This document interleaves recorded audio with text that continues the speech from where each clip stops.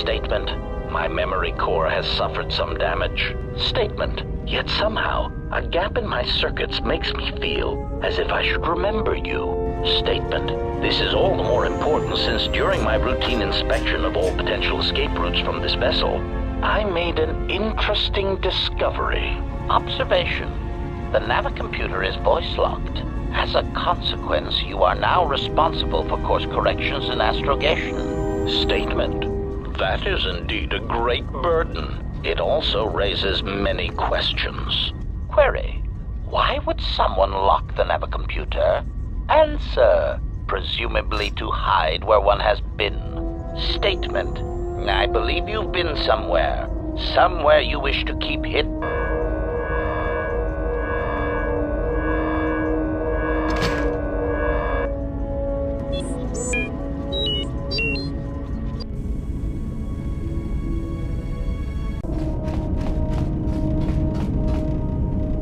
Statement. Master, if you could indulge me for a moment, I must express some degree of irritation at your actions. Perhaps my anticipation of working with one who served at Malachor 5 was too high, but you are countering all those expectations.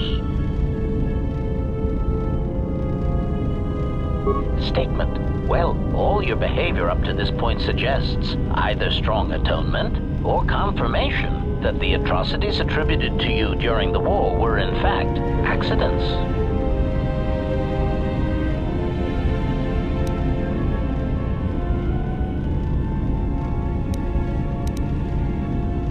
Statement. I suspected as much, Master. There are few who would discuss such things with an assassination droid, and that is perfectly understandable. I mean, what use is there for communication in a galaxy such as ours? Understanding might be achieved, or sympathies might be gained by such callous acts.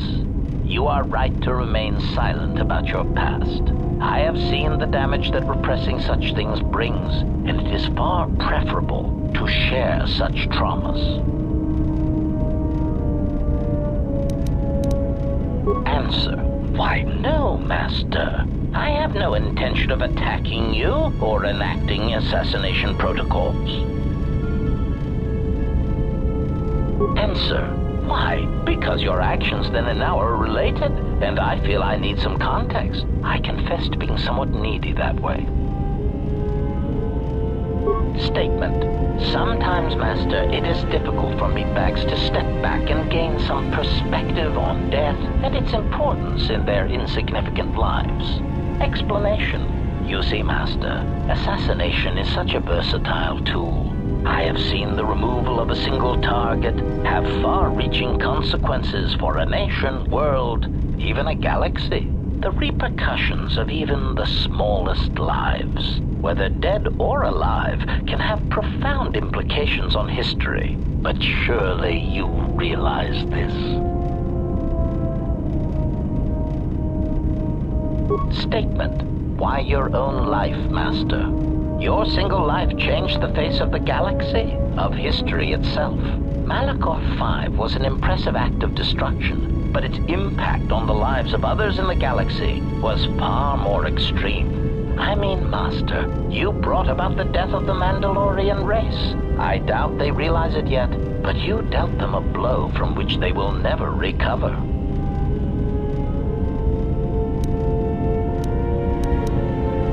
Retort. Oh, Master, I am attempting to justify nothing, merely making an observation. Nothing would change the fact that I derive pleasure from ending the lives of others. I was only trying to bring death and its impact to your attention. Statement. More questions. Wonderful.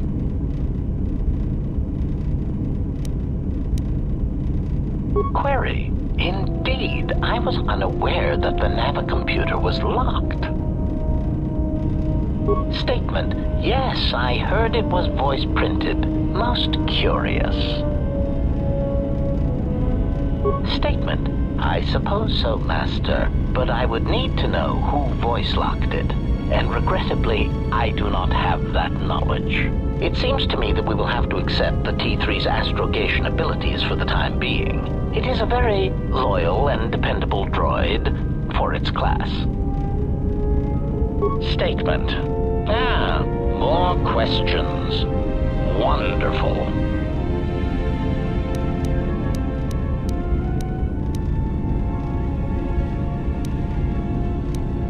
Answer. Why? Because your actions then and now...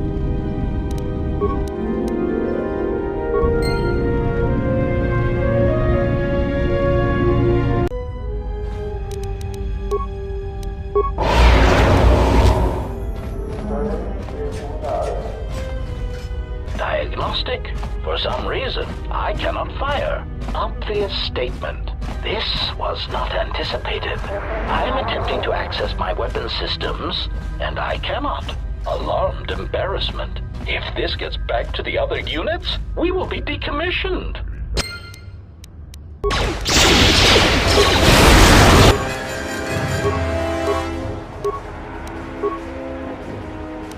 Optimal.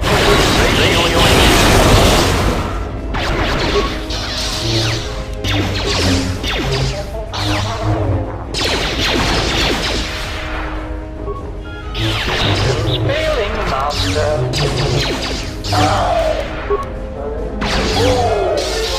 Systems failing, Master.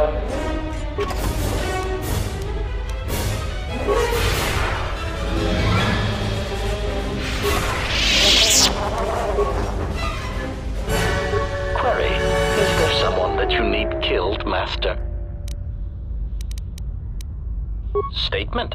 Master, assassination is my primary function. It is only expected that when you speak to me, it is to give me the order to kill.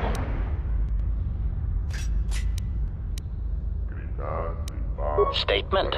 Oh, very well, Master. No doubt you are bothering me because you wish to interrogate me with harmless, non-lethal questions. Or perhaps you need the deck of your freighter scrubbed, or an exciting alien text translated. My circuits are abuzz with anticipation of what your next task will be for me that does not involve ending the life of an organic meatbag that deserves death.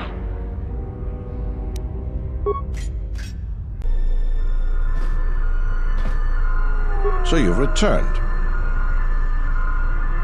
While I was disturbed that you chose to defy our orders and obtain transport off Citadel Station, the matter has since been closed. It was the decision of Republic authorities that your testimony would no longer be necessary, and thus you'd be allowed to go. But as we discovered, you had already left. In some ways, it was lucky for us, avoiding a possibly embarrassing situation. Why does the Republic do anything? The head doesn't know what the feet are doing. The hands don't even know they've got fingers, let alone where they are. My opinion, they probably performed their independent investigation and figured it wasn't your fault. Anyways, you should just be glad I decided to overlook the fact you escaped arrest. Yeah. And if there's nothing else, I've got a job to do. What is it? I see. And where and when did you kill them? I see.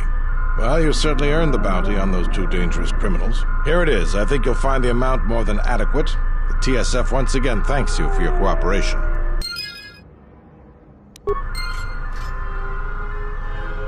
So you've returned. Really? That's great news. The situation here hasn't improved at all. What did you discover? We need fuel, and we need it fast. I'll bring this up with the Telosian Council and urge them to broker a deal with the droid planet. Now, I believe I gave you my word that there would be a reward for information leading to the establishment of a fuel source for the station. Never believed for a moment that you'd actually be collecting it. But I'm a man of my word. So here you are. Now, I've got to send this information to the Council right away.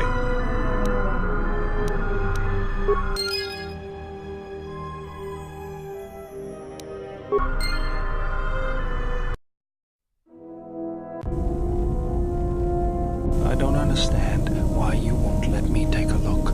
Statement. I've had quite enough tampering at the hands of unskilled meatbags such as yourself. I'm not eager to submit to this treatment now or in the future. Unskilled meatbag? I'll show you unskilled. Appeasement. I did not mean to imply that you were an unskilled meatbag, as incapable of performing rudimentary repairs as holding a hydrospanner. It is only that I am quite particular with my repairs. Perhaps when I am more confident in your abilities, I will allow you to examine my internal components. Statement. HK-47 is ready to serve, Master. Observation. Notice that I did not ask if you need anyone killed. You may be curious as to why.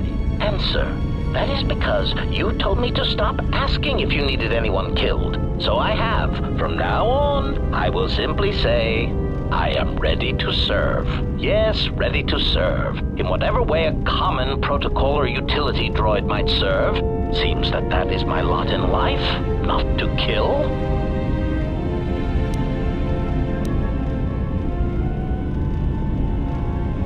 Answer. It is a start, Master, and as such, is acceptable. If you happen to change your mind, however, I feel I must tell you, I will gladly kill anyone you ask. Please, I beg you, just a quick death, a little one, to tide me over until the next firefight we're in. Combat is nice, but the stalking of prey is far more enjoyable.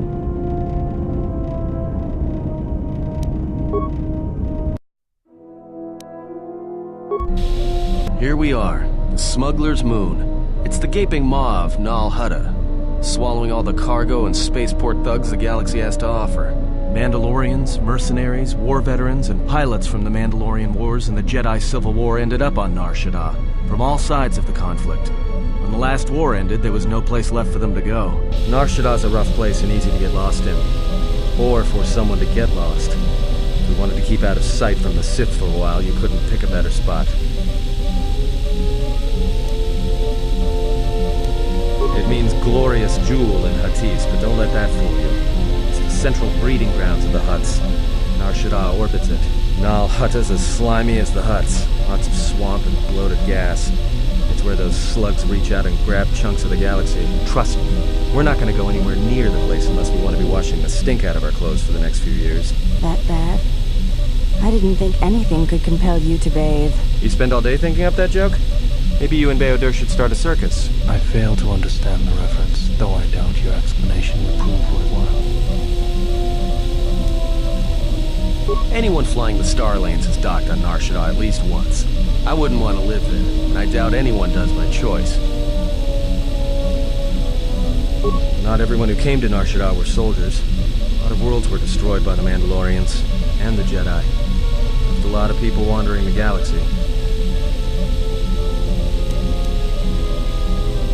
Yeah, some came looking for work running freight and cargo. Still, there's only so many ships to go around and so many workers, so others lend their weapons to the Hutts in the exchange. It's become a prime base for raider recruitment across the galaxy. It won't be easy. There's so much traffic on Nar Shaddaa, finding anyone on the moon's surface is going to be hard. We're going to touch down in the refugee sector. There's a lot more traffic there, and it's harder for people to spot you coming in, or find you once you arrive.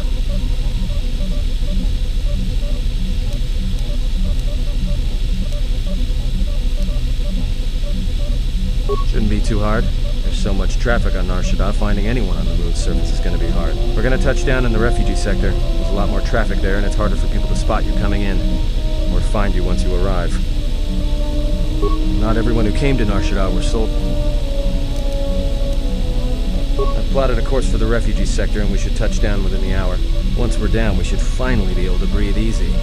There's no way anyone's going to find us here.